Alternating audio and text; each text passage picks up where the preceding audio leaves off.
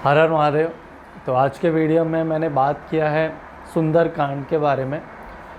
इसके पहले भी मैंने सुंदरकांड का एक वीडियो डाला था, तो उसका और संक्षेप में हमने इसमें बात किया है। तो कृपया करके आप पूरा वीडियो देखिएगा और हमें सहयोग करिए। हर हर महादेव। गुरु जी हर हर महादेव। जय सिया राम, सभी को जय सिया राम। तो सुंदरकांड का जो महत्व वाला हम वीडियो बना रहे थे, इसके पहले पार्ट में हमने वहाँ तक पहुँचे थे जहाँ प्रभु राम और हनुमान जी मिलते हैं। तो उसके आगे की जो कहानी है, कृपया करके आप उसको संदर्भ में बताएं हमारे दर्शकों को। हाँ, जो हम लोग पहले भाग में हम लोग ने सुंदरकांड का जो भी महात्म था उसके बारे में वर्णन किए थे।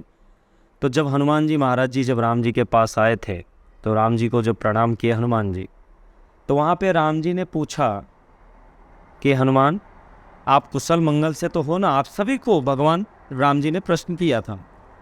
तो हनुमान जी और सारे जो बंदर थे, जामोन जी, अंगद जी, सभी लोग ने, हनुमान जी सब लोग मिल करके राम जी से कहते हैं कि प्रभु आपकी कृपा से मेरा जन्म सफल हुआ। जैसे सुंदरकांड में चौपाई आती है, प्रभु की कृपा भयहु सब काजू और जन्म हमार सुफल भा आजू। इस चौपाई का महत्व क्या आता है कि अभी तक जब तक हम थे तो राम जी के सेवा में थे, राम जी के कार्य में लगे थे, तो परमात्मा का ही कृपा दृष्टि थी, माता का नहीं था। तो माता जी का भी अब जैसे हनुमान जी, अब यहाँ पर एक बात और आता है कि यहाँ पर तो दर्शन हनुमान जी ने किया, सारे बंदर तो नहीं किए, लेकिन हनुमान जी उन सब को वो माने जो कहानी था, वो जो दृष्टांत था, सारे वहाँ की जो रूपरेखा थी, वो हनुमान जी महाराज जी जामुन जी को, अंगद जी को, सभी को बताए। और माँ के जो कृपा था वो सारे वर्णन उन सब से करके वहाँ से सब लोग राम जी के पास आए थे। तो उसी के द्वारा कहा जाता है कि जो हम कथा करते हैं, जैसे श्री राम कथा हुआ, श्रीमद् भागवत कथा किए, तो पुराणों में जो हमने माने हम उसको अध्ययन किए, मनन किए, श्रवण किए, संतों के मुख से या गुरु के द्वारा जो हम लोग अध्ययन मनन किए हैं, हम लोग ने तो भगवान को देखा नहीं है। भगवान के उन कथाओं को श्रवण करके हम अपने मन मंदिर में, उस मन मंदिर में परमात्मा को धीरे धीरे धीरे धीरे धीरे धीरे छवि देखना आरंभ कर देते हैं। तो उसी तरह हनुमान जी भी उन अंगद जी को, सारे जो कपि थे सबको, और महाराज जामोन जी को वो कथा सुना करके उन लोगों को छवि स्वरूप माता जानकी जी का दिखाए।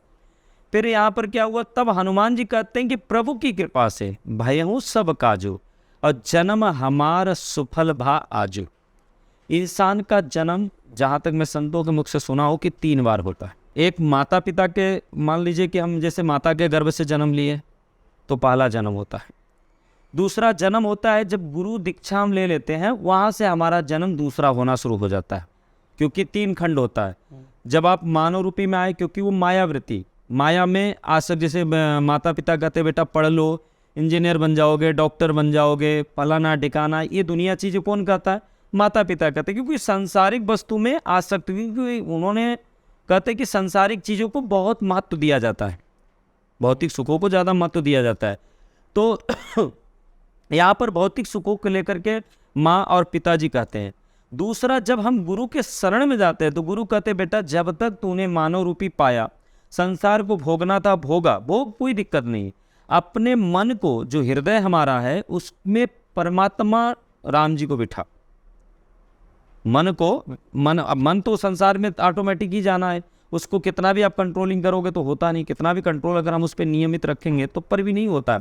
तो कहने का मतलब मन को परमात्मा में पधराओ। जैसे कि एक आप रामायण में जाएंगे तो हनुमान जी कहते हैं राम जी से, क्या? प्रणमो पवन कुमार खल वन पावक ज्ञान घन, जासु हृदय आगार बसही राम सर चाप धर। हनुमान जी राम जी से कहते, प्रभु आप और माँ जानकी जी दोनों जन धनुष बाण के साथ जो है हमारे हृदय में वास करो। तब राम जी कहते हैं कि हनुमान, मैं धनुष बाण लेकर मैं हृदय में कैसे बैठूंगा? हृदय तो बहुत कोमल होता है, तो एक काम करता हूँ बिना धनुष बाण का। हनुमान जी ने कहा, नहीं प्रभु, अगर आप धनुष बाण लेकर नहीं बैठोगे तो कहीं काम का प्रभाव पड़ सकता है, कहीं मायावृत्ति, आपकी जो लीला है, जो माया है, ये कभी भी मुझे व्याप सकती, माने कभी भी इस माया में मैं फंस सकता हूँ। और मैं अगर आप धनुष बाण लेकर मेरे हृदय में अगर बैठ जाओगे तो माया रूपी जो चीज़ अंदर प्रवेश करेगी, हमारे मन को विकार माने अंदर कहते हैं ना विकार आना शुरू होगा, तो आप धनुष बाण के द्वारा उसको विकार को हटा दोगे। इसलिए आप धनुष बाण सहित आप हमारे हृदय में बैठो। तब यहाँ पर क्या होता है, जब हमारा दूसरा जन्म कब होता है, जब गुरु से हम गुरु मंत्र ले लेते हैं तो गुरु हमें सदमार्ग बताते हैं, बेटा तुम्हारा मार्ग ये सांसारिक भोग का नहीं है, तुम्हारा मार्ग जो सत्य जो मानव रूपी आपने जन्म लिया है, ये मानव रूपी जो है भोग भोगने के लिए नहीं है, ये मानव रूपी सत्य की तरफ लेके चलो। बोले क्या? बोले आज से ये नाम जप करना है और परमात्मा की तरफ चलना है। जब धीरे धीरे तुम परमात्मा की तरफ जाओगे तो ये कहा जाता है, अब इसको कभी हम हनुमान कभी कोई और कथाओं में या कोई चीज़ों दृष्टांत में हम इसको विस्तार पूर्वक देंगे, हम संक्षिप्त में बता रहे हैं। क्योंकि पुनर्जन्म मरणम पुनर्जन्म ऐसे करके एक श्लोक आता, देखो अभी याद तो नहीं आ रहा मुझे, तो कहते आदमी मरता है फिर जीता है, फिर मरता है फिर जीता है। तो यहाँ पर ये दर्शाया जाता है, गुरु जी कहते हैं कि बेटा ये बार बार का गति छोड़ दो, आजीवन के लिए परमात्मा के चरण में पड़ जाओ। ये बार बार आना जाना, दुख सहना, कष्ट सहना, ये बार बार का झंझट एक बार छोड़ दो। अब जो गुरु का हमें मंत्र मिलता है वहाँ से भजन शुरू कर देना चाहिए। जब वहाँ से हमारा दूसरा जन्म हो गया, अब वहाँ से जब हम तीसरा जन्म हमारा कब होता है, जब परमात्मा का कृपा मुझे प्राप्त हो जाता है।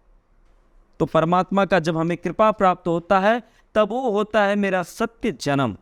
माने हमारा जो जीवन कहे, बड़े भाग मानुष तन पावा, सुर दुर्लभ सब ग्रंथ निगावा। बड़े भाग से मानुष जो मनुष्य का तन होता है बड़े भाग से मिलता है। सुर दुर्लभ सब ग्रंथ निगावा, कहते देवता लोग भी तरसते कि मानव रूपी अगर शरीर मुझे मिल जाए तो मैं भगवान का भजन कर लूँ, लेकिन मिलता तो है नहीं। अगर ये शरीर मिल जाए और लोग भी तरसते हैं। और बड़े भाग से कई जन्मों का जब हमारा पुण्य एकत्रित होता है तो फिर मानव रूपी मिलता है शरीर। और मानव रूपी शरीर मिलने के बाद लोग क्या करते हैं, भोग में आसक्त पड़ जाते हैं, मान सम्मान प्रतिष्ठा में आसक्त पड़ जाते हैं। ये दुनिया माने कहते हैं कि धर्म एक दिखावा बन जाता है, नाम पाना चाहते। कहीं भी देखोगे आप मान सम्मान के पीछे पड़े लोग, सत्यता परमात्मा के चरण में कोई जाना नहीं चाहता है। लोग एक खाली दिखावे में लगे हैं, मेरा नाम होगा, फलाना ने ये कार्य किया, फलाने ने ये चीज़ किया, फलाने ने यहाँ पे दान किया, फलाने ने ये ऐसा नाम को बढ़ावा दिया जाता है। तो सत्य क्या है, जब आप परमात्मा की कृपा दृष्टि जब प्राप्त होगी, अब परमात्मा की कृपा डायरेक्टली नहीं होती है, भक्ति स्वरूपा के पहले कृपा होती है। जब माँ भक्ति की कृपा होगी तब माँ भक्ति स्वरूपा भगवान प्रभु राम जी से या भगवान शिव जी से कहती हैं कि प्रभु ये भक्त आपका योग्य है, इसको स्वीकार करो, आप इसे स्वीकार करो। तब यहाँ पर हनुमान जी जब लंका में गए, इसके पहले हनुमान जी को राम जी ने इतना कहते हैं ना कि अभी जैसे इंग्लिश में कहा जाता है या जैसे अपने में कि क्लोज, ज़्यादा कहते हैं ना भैया हमारा क्लोज फ्रेंड, हमारा क्लोज भक्त, हमारा खास। तो खास तब तक हनुमान जी नहीं थे, क्योंकि जब तक उनको माता जी ने स्वीकार नहीं किया तब तक राम जी भी पूर्ण रूप से स्वीकार नहीं किया। देखो ये लीला है। लीला का मतलब कि हम पहले माँ भक्ति करोगे तब धीरे धीरे परमात्मा को आप पाओगे, है ना। तो परमात्मा को पाना है तो पहले भक्ति स्वरूपा को प्रसन्न करो, तब मुझे आप प्राप्त कर सकते। तब यहाँ पर हनुमान जी कहते हैं कि प्रभु की कृपा भयहूँ सब काजो, आपकी कृपा से सब कार्य हुआ भगवान, और आज मेरा जन्म सफल हुआ क्योंकि माँ भक्ति का दर्शन किया, फिर आपकी पूर्ण रूप से कृपा हो गई मुझ पर। तो भगवान फिर कहते हैं कि सुनो हनुमान जी ने अपना कुशल क्षेम बता दिए। अब राम जी माँ जानकी जी के कुशल पूछते हैं कि हनुमान मुझे जानकी जी का माने कुशल क्षेम बताओ, उनका कुशल कैसा, माने अच्छे से है, ठीक है, नहीं किसी प्रकार की कोई तकलीफ। तब हनुमान जी ने कहा कि प्रभु माँ जानकी जी बहुत कष्टित हैं, बहुत उनको दुख मिल रहा है, क्योंकि राक्षसों के नगरी में रहे। अगर एक कहा जाता है कि कोई संत, कोई भक्त हो या कोई सात्विक जीवन आहार भी, माने कहते हैं सात्विक जीवन जीने वाला व्यक्ति अगर होता है तो व्यक्ति दुराचारियों के बीच में नहीं रह सकता है। रह सकता है? नहीं रह सकता है। तो हनुमान जी कहते प्रभु नाम पाहरू दिवस निसी और ध्यान तुम्हार कपाट, लोचन निज पद जंत्रित जाहि प्राण के ही बाट। कि आपका जो नाम है वो नाम पहरेदार बना हुआ है। नाम पाहरू दिवस निसी, दिन रात आपका केवल नाम जप करती हैं। नाम पाहरू दिवस निसी ध्यान तुम्हार कपाट, जो उनकी जो मस्तिष्क है उनका मस्तिष्क जो है वो केवल आपके लीलाओं को, आपके बल को, माने हर चीज आपके स्वरूप को माने वो सुमिरन कर रही हैं। नाम पाहरु दिवस निशी, ध्यान तुम्हार कपाट, लोचन निज पद जंत्रित। मतलब उनकी जो दृष्टि है आपके चरणों को निहार रही है। माँ जानकी जी कई बार अपने प्राणों को त्याग करना चाहिए लेकिन नहीं कर पाई। क्यों? क्योंकि संत महात्मा भी यही कहते, वेद भी कहते हैं कि जब तक प्रभु के नाम का जप चलता रहता है, जैसे मैंने एक नाम की महिमा के बारे में मैंने एक वीडियो आप कुछ पहले बनाई थी, तो उसमें मैंने कहा था कि नाम लेने वाले व्यक्ति के पास अगर काल भी आ जाए तो काल उसको तब तक नहीं ले जा सकता जब तक भगवान भजन बंद ना, विराम ना हो जाए, विश्राम ना हो जाए।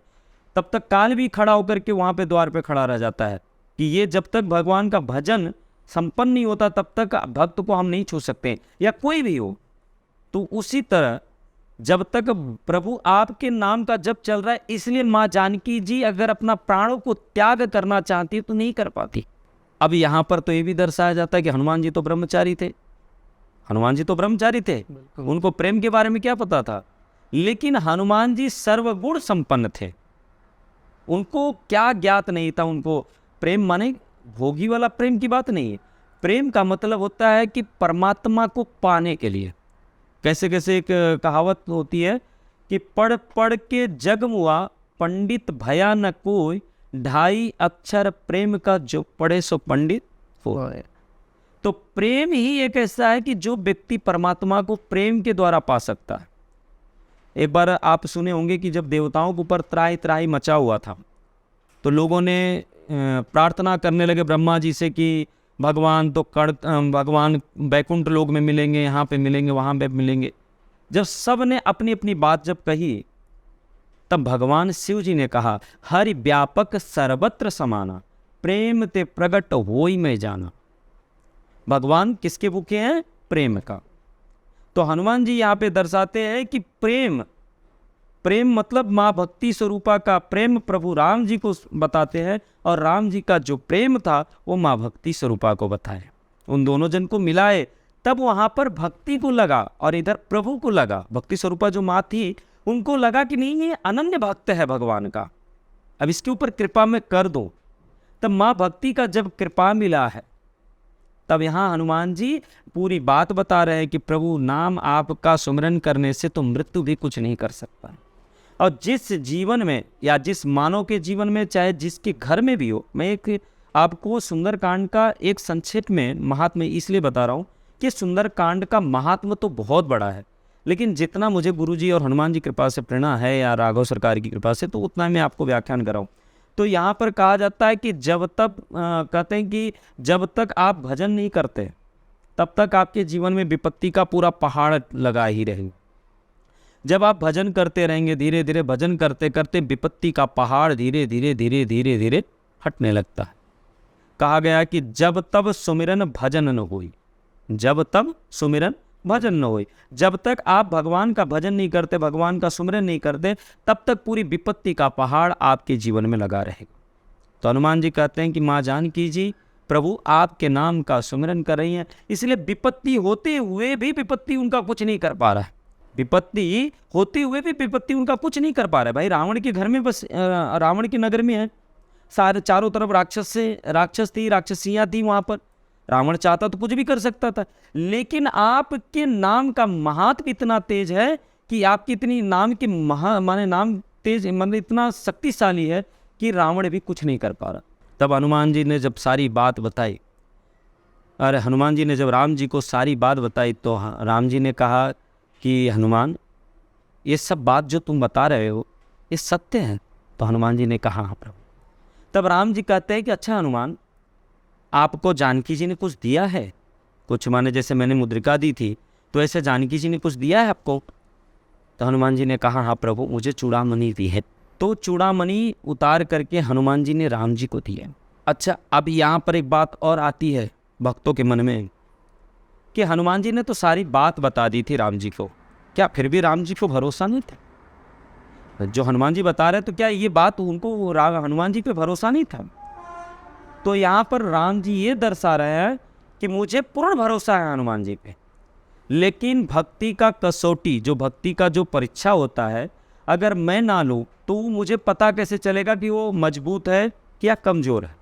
अगर वो मजबूत है तब फिर उसको तो मेरी कृपा तुरंत मिल जाएगी। अगर कहीं कमज़ोर है, मुझ पे भरोसा होना चाहिए। जैसे कि अभी हम जैसे आप पे ही ले लेते हैं कि अगर हमारा विश्वास नहीं है आप पे कि मितेश जी हमारा ये कार्य कर देंगे कि नहीं कर पाएंगे, नहीं कर, हम मन में कई प्रकार का संशय लेकर के भगवान के पास जाएंगे, या तो आपके पास हम आते हैं, कोई भी चीज़ लेकर हम आपके, तो अगर हमें कोई भी चीज़ में अगर संशय हो जाएगा ना तो आप नहीं करेंगे। उसी तरह भगवान की भक्ति करना हो तो संशय नहीं होना चाहिए।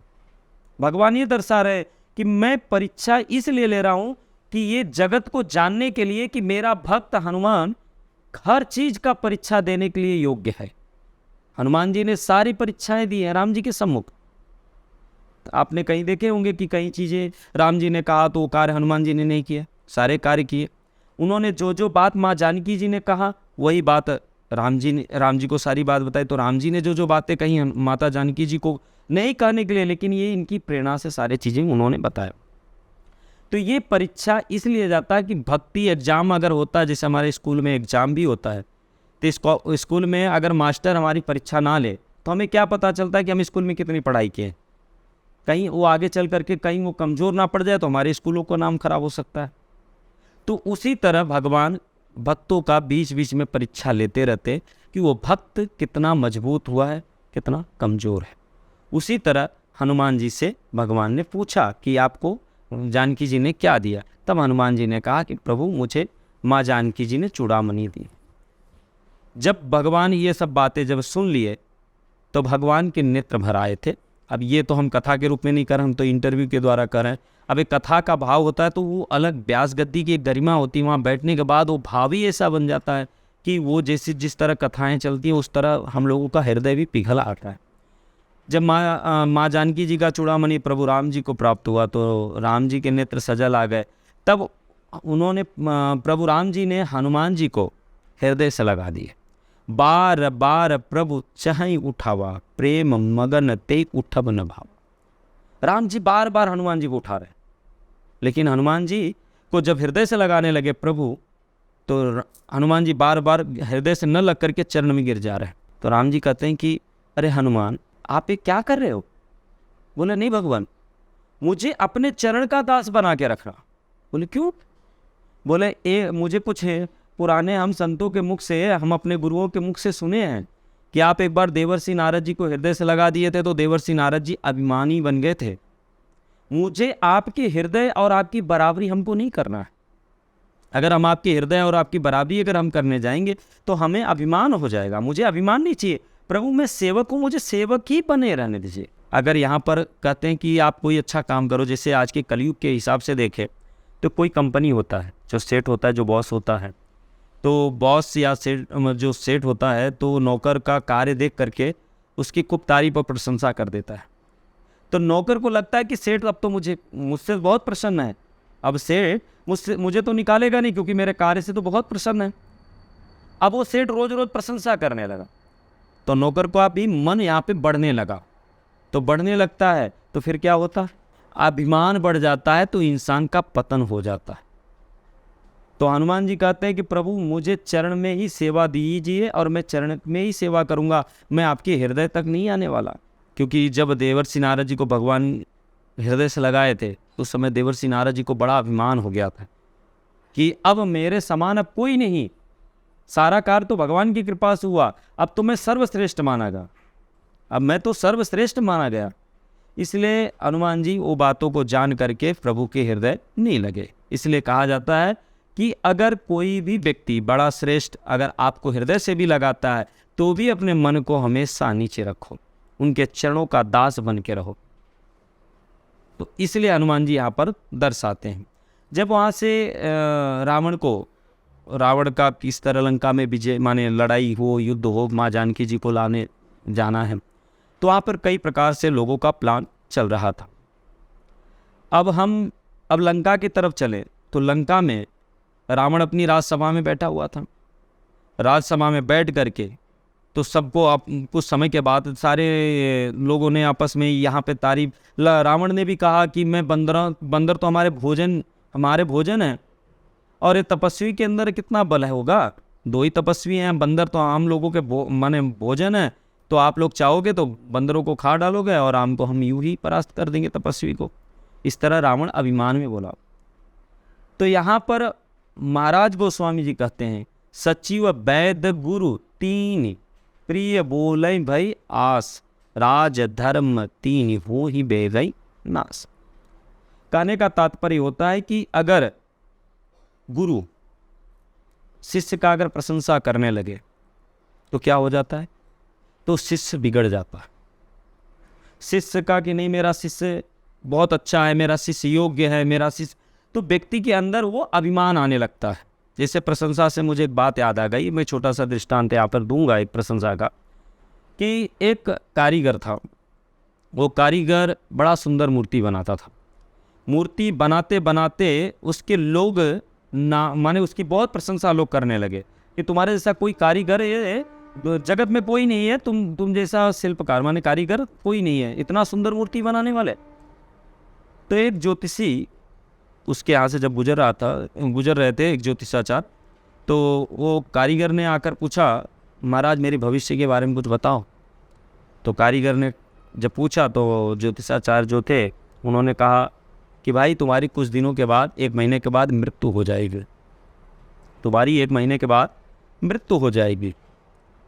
तो इस तरह जब ज्योतिषा जो आचार्य जी थे उन्होंने कहा कि चले गए, वो कह करके चले गए। तब वहाँ पर क्या हुआ, कारीगर ने मन में सोचने लगा कि जब मेरा 1 महीने के बाद मृत्यु हो जाएगी, क्यों ना हम अपने जैसा कई प्रतिमा बना दें जिससे यमराज भी उन प्रतिमाओं में से किसी को लेकर चले जाए। तो उसने 1 महीने मेहनत करके 8 मूर्तियाँ तैयार की। कितनी? 8 मूर्तियाँ।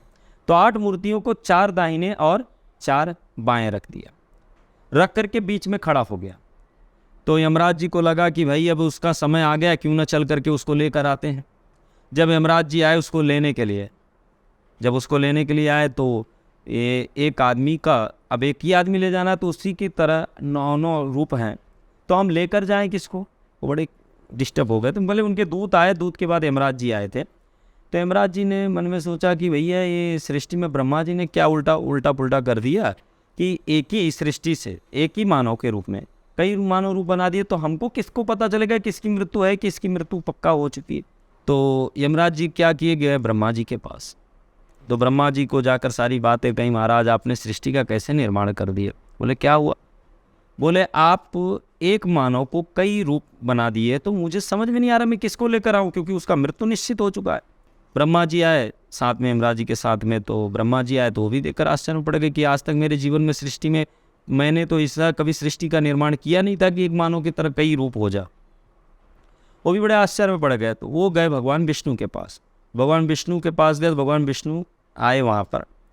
तो भगवान विष्णु देख करके बड़े आश्चर्य में वो भी पड़ गए।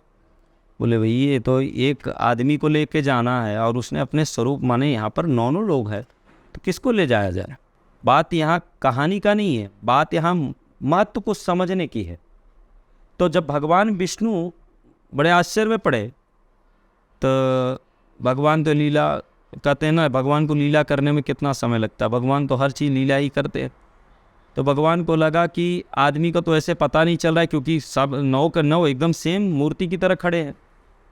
भगवान ब्रह्मा जी से कहते, ब्रह्मा जी आपके सृष्टि में आपने जो सृष्टि का निर्माण किए, तो आप उतने सृष्टि योग्य करता नहीं है, आप इतने अच्छा सृष्टि का निर्माण नहीं कर पाते हैं।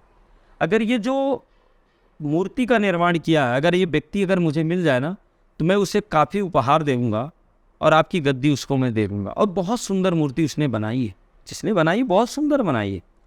भगवान विष्णु प्रशंसा किए जा रहे हैं। अब वो एक तो चार इधर बीच में खड़ा था कारीगर, उसकी मृत्यु थी निश्चित। तो जब भगवान खूब प्रशंसा करने लगे, तब तक वो कारीगर कहते ना मूर्ति स्वरूप खड़ा था, मूर्ति की तरह बन के खड़ा था। तो उसने आ करके बोला, महाराज मैंने बनाई है मूर्ति, दो मुझे उपहार। तो भगवान कहते कि उपहार नहीं, तुझे यमराज ले जाने के लिए आए। तो कहने का मतलब ये होता है कि शास्त्रों में कहा गया है कि प्रशंसा केवल भगवान ही पचा पाएंगे। हम मानव प्रशंसा कभी नहीं पचा सकते। अभी कुछ दिन आपको 10 दिन 15 दिन आपकी प्रशंसा लोग करने लगे तो आप अभिमानी बन जाएंगे, क्योंकि वो पचा नहीं जा सकता हमारे से। जैसे देवर्षि नारद जी को नहीं पचा, महाराज दक्ष जी को भी प्रशंसा नहीं पचा था। तो भगवान कहते हैं कि मानव के अंदर ये प्रशंसा पचा नहीं सकता है। तो रावण भी तो मानव ही था, भले राक्षस ब्राह्मण कुल में जन्म लिया, ब्राह्मण राक्षसों का जो आचरण था उसने पूरा किया, लेकिन वो प्रशंसा सुनते सुनते सुनते वो इतना अभिमानी बन चुका था, कोई भी अच्छा उपदेश देता लेकिन वो किसी की बात नहीं मानता था। तो जब यहाँ पर यही कहा जाता है, महाराज गोस्वामी जी कहते हैं कि गुरु अगर अपने शिष्यों की प्रशंसा करने लगे तो शिष्य अभिमानी बन जाता है। सचिव मंत्री, सचिव का मतलब होता है मंत्री, अगर मंत्री भी झूठा मूठा मुंह देखी अगर बात करे, मुंह देखी प्रशंसा करे, तब तो ये तो पक्का है कि वो राजा का पतन निश्चित हो जाता है। और वैद्य की बात करें तो वैद्य का मतलब अगर डॉक्टर मरीज को देख करके उसकी प्रशंसा करे, उसके ही अपना जो नियम है, जो दवा का उपचार है, सब चीज़ें करना, उस नियम को छोड़ करके वह उसके रोगी के हिसाब से चले, तब तो आदमी मर ही जाएगा। ये तीनों कारण पतन का हो गया। तो उस समय सारे राक्षस गण थे जो रावण की खूब प्रशंसा है, महाराज अरे आप बहुत शक्तिशाली है, अरे वो बंदर वंदर वो आके चला गया धोखे में, नहीं तो अभी तक हम उस बंदर को मसल के खा जाते। इस तरह डींगे बड़ी बड़ी हाँके जा रही थी। तब महाराज विभीषण जब पहुँचे रावण के सभा में, रावण को बहुत माने उन्होंने सम्मान आदर सत्कार करके प्रणाम किया, महाराज आप एक काम करो, ये डींगे झूठ मूठ का सुनना बंद करो, क्योंकि जब व्यक्ति प्रशंसा में काफ़ी जब प्रशंसा सुनते सुनते अभिमानी बन जाता है तो ये भूल जाता है कि मेरा भी बाप कोई और है, कि जो सृष्टि का निर्माण किया, जिस सृष्टि के द्वारा पूरा जगत का निर्माण है, पूरे जगत का निर्माण हुआ है, लेकिन व्यक्ति वो चीज़ को ध्यान देना छोड़ देता है। तो विभीषण जी को लगा कि हमारे जो भाई है राजा रावण वो अभिमानी हो गए हैं, उनको ये भी ज्ञात नहीं है कि आपका भी बाप कोई है, उनके साथ विरोध मत करो।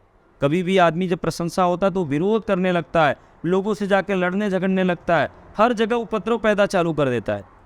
अभिमानी कोई भी व्यक्ति होगा, जैसे कहते हैं कि आदमी मेरे जैसा शक्तिशाली नहीं, मेरे जैसा सम्मानित कोई नहीं, तो जैसे आज के प्रैक्टिकल भी है, को किसी को प्रशंसा कर दो तो आदमी धीरे धीरे धीरे धीरे इतना मदमस्त हो जाता है कि वो सोचता बस अब मेरे तरफ कोई नहीं। तो रावण को भी लगा कि हाँ ये मेरा भाई तो हमेशा ज्ञान ही देता है, और विभीषण जी को ये पता था कि पूरा ये आज नहीं कल इसकी पतन निश्चित है रावण की, लेकिन विभीषण जी संत थे, वो कई प्रकार से रावण को समझाते थे, लेकिन रावण नहीं मानता था। तब रावण वहाँ पर अनेकों प्रकार से विभीषण जी को कहता है कि तुम मेरे मति अनुसार चलो, जैसा मैं कर रहा हूँ वैसा करो, जैसे लोग मेरी प्रशंसा करते तुम भी करो। तो विभीषण जी को अच्छा नहीं लगा। विभीषण जी ने फिर कहा कि मैं तुमको आखिरी बार समझाता हूँ, जानकी जी को राम जी को सौंप दो और राम जी की भजन करना शुरू कर दो, और ये जो तुम प्रशंसा डींगे सुन रहे हो ये तुम्हारे पतन का कारण बन जाएगा। तो रावण को ये बर्दाश्त नहीं हुआ, रावण ने 1 लात का प्रहार विभीषण जी को किया था। जब यहाँ पर विभीषण को लातों से प्रहार किया, जब वहाँ से विभीषण जी को लगा कि इस रावण को मैं कई बार समझाते गया, फिर भी ये रावण मानने को तैयार नहीं है। जब विभीषण जी जब वहाँ से निकले तो आयुहीन भय सब तबही, जैसे विभीषण जी वहाँ से निकले हैं तो सबकी आयु जो थी वो कम हो गई।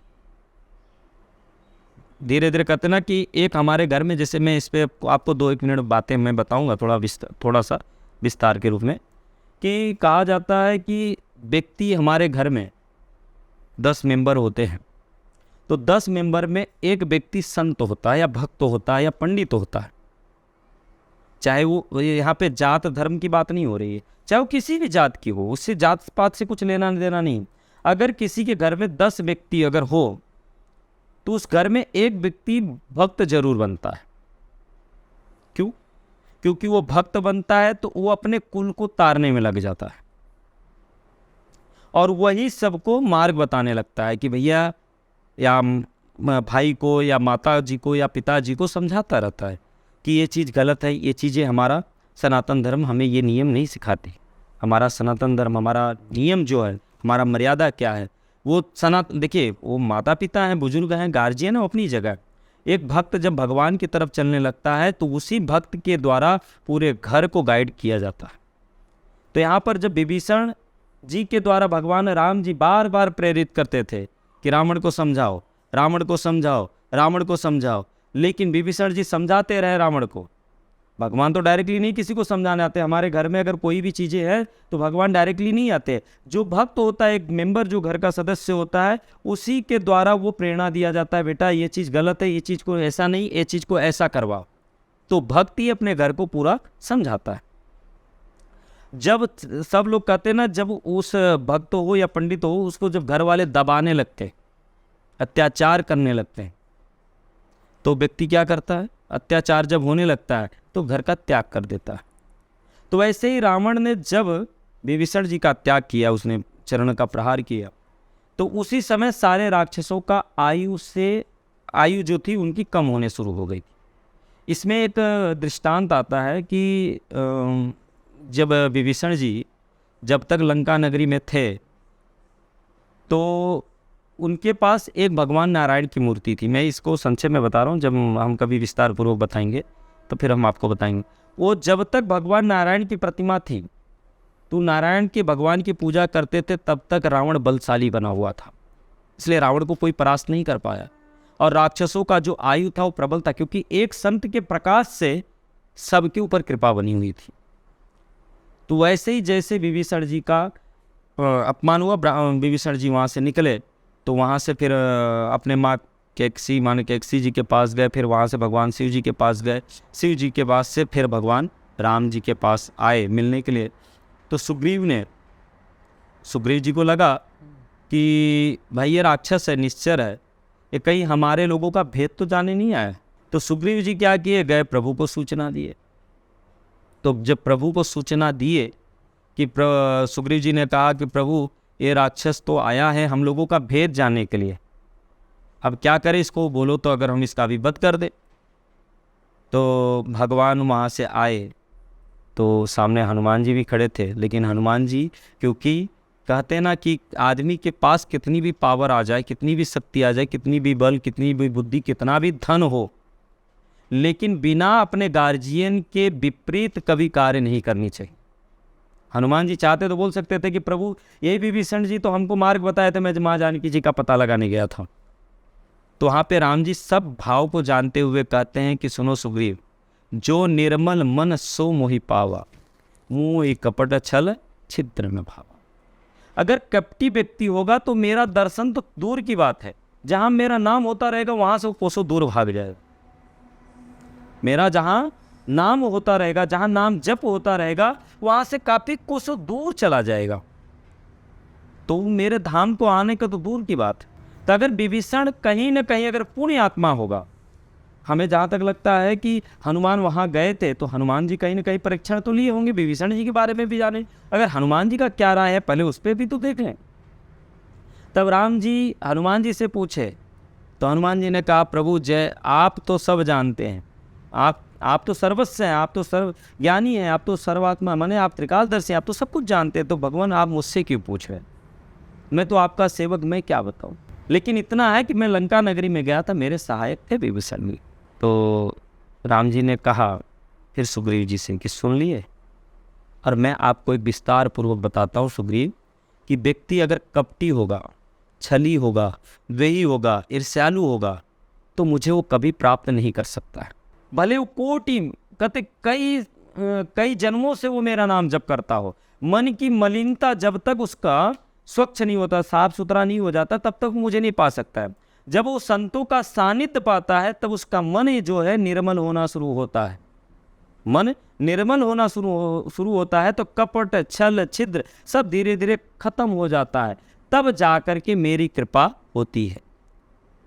एक हनुमान जी संत हैं, एक विभीषण जी संत हैं, दोनों संतों का जब सानिध्य मिला है, अगर कहीं ना कहीं कुछ अवगुण अगर विभीषण जी महाराज में रहा होगा तो हनुमान जी तो भाई संत तो कहते, हनुमान जी तो पूरे शुद्ध माने संत हैं, अब मैं आपको एक दृष्टांत के रूप में दे रहा हूँ, जो कि इनकी विवरण नहीं कर रहा हूँ। ये तो संत हैं, इन्होंने अगर कुछ अवगुण अगर विभीषण जी में रह गया भी होगा तो हनुमान जी का दर्शन पाए। अब मुई बा भरोसा हनुमंता, बिनु हरि कृपा मिले ही नहीं संता। कि प्रभु की कृपा हुई तब तो मुझे संत प्राप्त हुए, मुझे संतों का दर्शन प्राप्त हुआ। अगर मुझे परमात्मा की कृपा न होती तो संत का दर्शन न होता, मेरे मन का जो कुछ थोड़ा बहुत बचे उचे मलिनता रही होगी वो भी स्वच्छ नहीं होता, और वो मन अगर साफ नहीं होता तो मैं भगवान के दरबार पे क्यों आ। तो भगवान दर्शाते हैं कि मन एकदम निर्मल होना चाहिए। व्यक्ति अगर मन निर्मल करके आता है, मैं उसे अपना दर्शन देता हूँ, उसे अपने ऊपर कृपा दृष्टि बनवाता हूँ। तो सुंदरकांड का महात्म जो है कि अपने मन को एकदम निर्मल बनाओ, विपत्ति काल में भगवान का भजन करो, और अगर आपका लक्ष्य जो है समुद्र के समान अगर गहरा भी होगा तो भी पा सकते हो, समुद्र के अगर उस पार भी होगा तो भी आप हासिल कर सकते हो। क्योंकि जब सेतु पुल बना था तो क्या था, ये सेतु पुल चाहते तो भगवान राम जी बाणों से भी कर सकते थे, लेकिन उन्होंने क्या कहा, भक्ति करते करते आप अपने मार्ग का चयन करते जाओ, उसको बनाते जाओ, और आप अपने लक्ष्य को प्राप्त कर सकोगे। रावण एक यहाँ पर ये मृत्यु का कारण, उसका वध करने का कारण नहीं था, रावण एक लक्ष्य था कि हमें रावण के नगर में जाना है, माँ भक्ति का दर्शन करना है। तो सारे जो बंदर थे, जो कपि थे, वो सब सेतु का निर्माण करके माँ भक्ति स्वरूपा का दर्शन प्राप्त किए, और यहीं से सारे लोगों का यहाँ से उद्धार हुआ। तो इसलिए कहा जाता है कि सुंदरकांड जो पाठ होता है, जैसे आपने फर्स्ट वीडियो में आपने कहा था कि सुंदरकांड को इतना लोग महत्व क्यों देते हैं, तो मैं आपको 3 शब्द श्लोक है, शांतम शाश्वतम शांति प्रदम, शांतम शाश्वतम शांति प्रदम। आप जब श्री रामचरितमानस जब पाठ करेंगे ना, तो उसमें आपको 5 जगह हनुमान जी की लीला दर्शाई गई है। क्या? शांतम, शांतम किसको मिला? माँ जानकी जी को। शांतम, शांति किसको मिला? माँ जानकी जी को। शांत किसको? शांत मतलब इनको किसको? सुग्रीव जी को भी मिला। वो डर गए थे, भयभीत हो गए थे कि जब राम जी आ रहे थे कि सुंदरकांड से जब होते हुए जा रहे थे, तो उनको लगा कि बाली हमारे भाई, बड़े भाई ने हमको मारने के लिए कोई भेजा होगा। तो वहाँ हनुमान जी पता करके उनके अंदर जो भय था उस भय को शांत कराए, एकदम निर्भय बनाए। ठीक है। अब दूसरी बात आते हैं, जब बंदर, जब सारे जो बंदर थे उनके साथ में, तो उनको लगा कि अगर एक माह पूरा होने जा रहा है, अगर मैं माँ जानकी जी का पता लगा करके अगर नहीं गया तो सुग्रीव जी हम सबकी मृत्यु माने वध करवा देंगे। तो यहाँ पे सारे जो बंदर थे, जो सारे कपि थे, वो भयभीत हो चुके थे। तो हनुमान जी उन सब के भय को, उन सब के भय को दूर किए। माँ जानकी जी का पता कौन लगाया? हनुमान जी जा करके। तो अगर हनुमान जी पता न लगाते तो सारे बंदरों का भी प्राण पखेरु हो जाता, और उधर हनुमान जी अगर जा करके राम जी का और लक्ष्मण जी के बारे में पता न लगाते तो कुछ लोग होते हादस से भी मर जाते। तो उनके अंदर डर था, तो वहाँ पे भी हनुमान जी ने उनके प्राणों की जो डर था वो डर को निकाल दिए। अब बात आती है तीसरा, कहाँ पे? माँ जानकी जी अग्नि मांगती हैं अशोका से। तो अशोका से जब अग्नि मांगती है कि हे अशोका, आज मुझे तू अग्नि दे दे जिससे मैं अपने प्राणों का त्याग कर दूं, मैं अपने पूरे प्राणों को, माने अपने प्राणों को त्याग कर दूं। तब हनुमान जी ने क्या किया? जब उस समय माँ जानकी जी एकदम करुण भाव हो गई थी, उनको ऐसा लगा कि अब मुझे जीने का कोई मार्ग ही नहीं दिख रहा है, कहीं से भी मेरा सूचना प्रभु तक नहीं पहुंच पा रहा है, अब प्रभु को पता भी नहीं चल रहा है कि मैं अशोक वाटिका में हूँ। किसी तरह अगर उनको सूचना पता चल जाता तो हो सकता था कि प्रभु आते मुझे लेने के लिए। और सारे राक्षसों की तरफ से रावण भी सता रहा था, माँ जानकी जी को राक्षसियाँ सता रही थी, अनेकों प्रकार से त्रास मिल रहा था। तो माँ जानकी जी अपने प्राणों को त्याग करना चाह रही थी। तो हनुमान जी ने क्या किया था? वहाँ से मुद्रिका उन्होंने डाली थी, तब माँ जानकी जी के हाथों में पड़ा था। तब वो जब मुद्रिका उन्होंने देखा माँ जानकी जी, क्योंकि हमें अब जब सुंदरकांड की जब हनुमान जी की कथा जब होगी तो हम इसके विवरण में हम आपको जरूर बताएंगे। अभी तो हम आपको एक महात्म्य के रस को ऊपर ऊपर से दर्शा रहे हैं, बाकी इसके अंदर हम प्रवेश करेंगे, इसके एक एक चौपाइयों के बारे में जानकारी लेंगे। तो हनुमान जी ने जब मुद्रिका डाली थी तो माँ जानकी जी को लगा कि कोई सूचना मेरे, माने उनको लगा कि अशोका ने मुझे अग्नि दिया है, इस अग्नि के द्वारा अपने शरीर का त्याग कर दो। माँ जानकी जी को लगा कि शरीर को त्याग करने के लिए अशोका ने अंगार दे दिया। तो माँ जानकी जब उसको अच्छी ठीक ढंग से देखने लगी तो वो आग नहीं था, वो प्रभु श्री रामचंद्र जी का मुद्रिका था। तो मुद्रिका पाने के बाद भी उनको संशय हुआ था, उनको मन हुआ कि ये कहाँ से कैसे। तब हनुमान जी जब वहाँ पहुँचे, पूरा सूचना प्रभु राम जी का दिए, तब माँ जानकी जी को एक शांति प्रदान हुई। शांतम मतलब सुग्रीव जी, माँ जानकी जी को शांति प्रदान हुई थी। कपी जो डर गए थे सुग्रीव जी से, तो उनको शाश्वत, उनको ठाडस बताया, हनुमान जी डरो मत, मैं हूँ तुम्हारे साथ। और इधर जब लक्ष्मण जी को मेघनाथ ने वो बाणों का प्रहार किया था, देखो मूर्छित, जब ही उनको सजीवन बूटी लाने जाना था हनुमान जी को, तो मेघनाथ ने जब मूर्छित घायल कर दिया था लक्ष्मण जी को, तो उस समय लगा कि संजीवनी बूटी लाएगा कौन इतने दूर से जा कर के, सबको ये लगा। तो राम जी को भी ये हो गया था कि अगर सजीवन बूटी नहीं आया तो हमारा भाई अपने प्राणों को त्याग कर देगा। तो राम जी के नेत्र से अश्रु गिरने लगे थे। तो प्रभु को रोते हुए देखकर हनुमान जी मन में, तब हनुमान जी को लगा कि मेरे प्रभु ने रो दिए, यानी मेरे प्रभु रो दिए। तो उन्होंने पूछा जामोन जी से, जामोन जी ने सुखेन वेद को बुलवाया, फिर उन्होंने बताया संजीवन बूटी वहाँ पे मिलेगा। हनुमान जी जा करके संजीवन बूटी लाए हैं। तो प्राणों की रक्षा किसके किए? लक्ष्मण जी के। तो इधर तो शांतम हो गया, शाश्वत हो गया किसको, और शांति प्रदम किसको मिला? जब यहाँ पे लक्ष्मण जी जीवित हुए हैं तो प्रभु को शांति मिला। शांतम शाश्वतम शांति प्रदम। अब यहाँ पे भरत जी जब लगा कि एक दिन लेट हुआ तो अपने प्राणों का त्याग करने चले थे, तब वहाँ पे हनुमान जी ब्राह्मण का रूप धारण करके आए। वो प्राण त्यागने वाले थे, उसी समय हनुमान जी ने रोका, भैया ठहरो जरा। बोले भैया कौन? तब उन्होंने कहा कि प्रभु राम जी वहाँ से निकल चुके हैं, अयोध्या के लिए आ रहे हैं। आप ये जो अपने प्राणों को त्याग कर रहे हैं, ये प्राणों को त्याग करना बंद करो और पूरा अयोध्या नगरी को सजाओ, मेरे प्रभु आ रहे हैं, ढोल मजीरे का गान कराओ। इस तरह जब भरत जी को, अगर उस समय अगर हनुमान जी न पहुँचते तो भरत जी भी अपने प्राणों का त्याग कर देते थे। और एक बात और आता है कि जब रावण राम जी और लक्ष्मण जी को जब लेकर के गया था पाताल लोक में, तो लक्ष्मण जी प्रभु से कहते हैं कि प्रभु कि आप जगत के पूरे संकट हारण आप हैं, जब आप बच गए, मैं बच गया, तो हम लोगों को कौन बचाएगा? तो राम जी ने कहा भैया थोड़ा धैर्य रखो, हमको और आपको भी बचाने वाला कोई है और है। बोले कौन?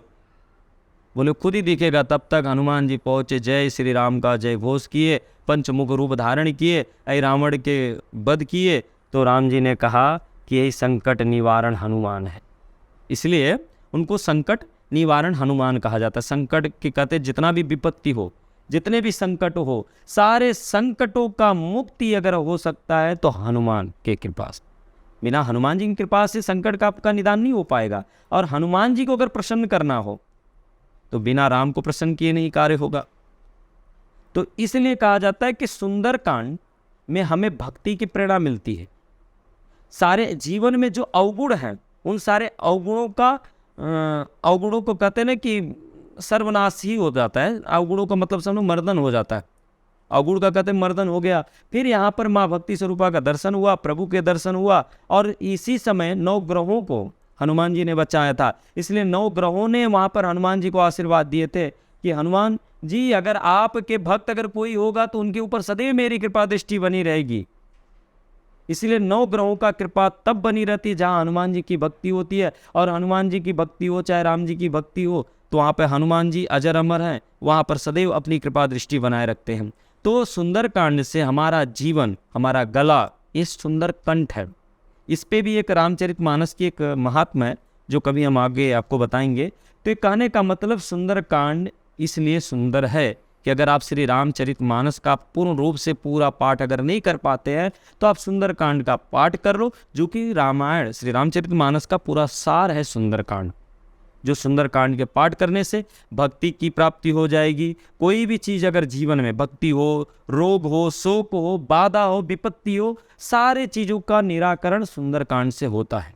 इसलिए लोग अपने अपने घर में सुंदरकांड का पाठ करते हैं, जिससे माँ लक्ष्मी स्वरूपा नारायण माँ प्रभु राम जी का कृपा दृष्टि की प्राप्ति होती है। इसी तरह अपना लक्ष्य को प्राप्त भी कर सकते हैं व्यक्ति। अगर सुंदरकांड अगर प्रतिदिन अपने घर में नहीं रोजाना होता, तो शनिवार मंगलवार को भी अगर सुंदरकांड का पाठ करते हैं तो उस व्यक्ति के जीवन में कितने भी प्रारब्ध होंगे, कई जन्मों का पाप भी होगा, कितने भी कहते हैं आपने पूरा रामचरितमानस नहीं पढ़े, रामचरितमानस नहीं पढ़े, सुंदरकांड भी पढ़ लिए, तो सारे प्रारब्ध आपका वहीं से कटना आरंभ हो जाता है। क्योंकि हर जगह जगह पे राम जी के लिए नाम है, और राम की कार्य करने हनुमान जी गए थे, तो राम के गुण गाने लगोगे तो हनुमान जी आपके कार्य सिद्ध करना शुरू कर देंगे। वो तो राम के कार्य सिद्ध कर रहे थे, आपके कार्य तो हनुमान जी सिद्ध करना चालू कर देंगे जब आप राम की भजन करना शुरू कर दोगे। इसलिए सुंदरकांड को सुंदर कहा जाता है।